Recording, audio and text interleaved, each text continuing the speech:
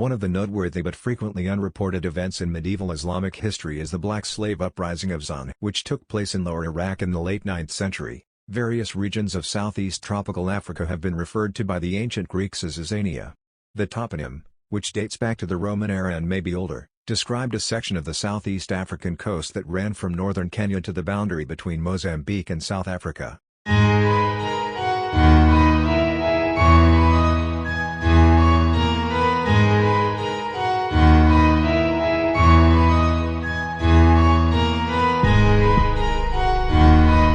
Southeast African natives known as the Zanj lived in the neighborhood of Zanj, a Bantu-speaking region.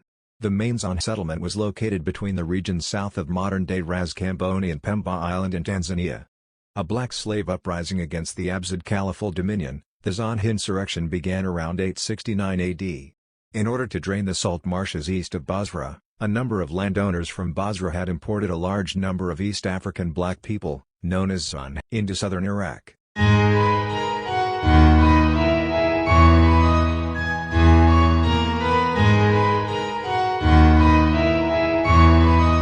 Due to their severe living conditions, the slaves, referred to in the chronicles as Zanj, rebelled. They were largely involved in recovering land, by removing the nitrous topsoil to make it fertile on big plantations, where they operated.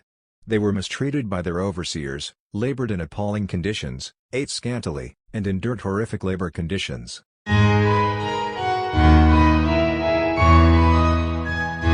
In medieval Arabic writings, the collective noun Zanj, or Zinj, is commonly used to refer to Africans.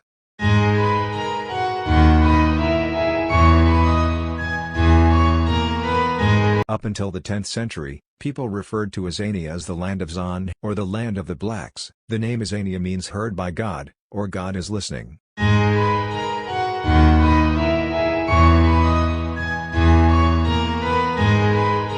The insurrection, which was started close to Basra in modern-day southern Iraq and was led by a man named Ali ibn Muhammad, involved Bantu-speaking people Zanj who had been captured off the coast of southeast Africa and brought to the Middle East. The declaration made by Ali ibn was the catalyst for the Zanj uprising. He went to the slave owners after promising the slaves prosperity and a better life, and reminded them that they deserved to die for how they had treated their slaves, and for engaging in actions that were against God's laws. He gave the slaves orders to beat their masters, and when they had been struck 500 times, he made them swear an oath to keep his whereabouts and identity a secret. The Ali ibn proclamation and the blows dealt to the slave owners were the catalysts for the Zanj uprising.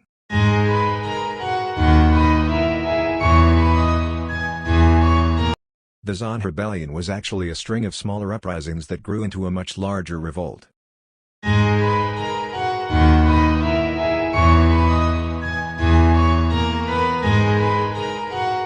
Al-Ubala in 870 and Souk al-Ahwaz in 871 were two cities and villages that were either occupied or sacked as a result of the Abbasid government's early attempts to quell the insurrection, which were unsuccessful. Following a protracted blockade, Basra surrendered in September 871, resulting in the burning of the city and the murder of its citizens.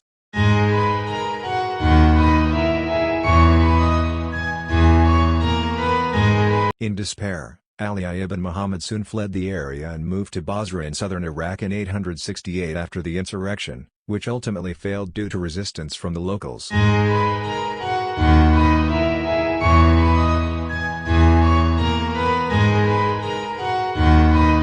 In the end, there was intermarriage between the Bantu and Arab people. Due to the importance of the slave owners' religion in these arrangements, many captives were converted to Islam. On record, the largest rebellion of African slaves in the Islamic world, the Zanj Rebellion lasted for almost 15 years, from 869 to 883 AD.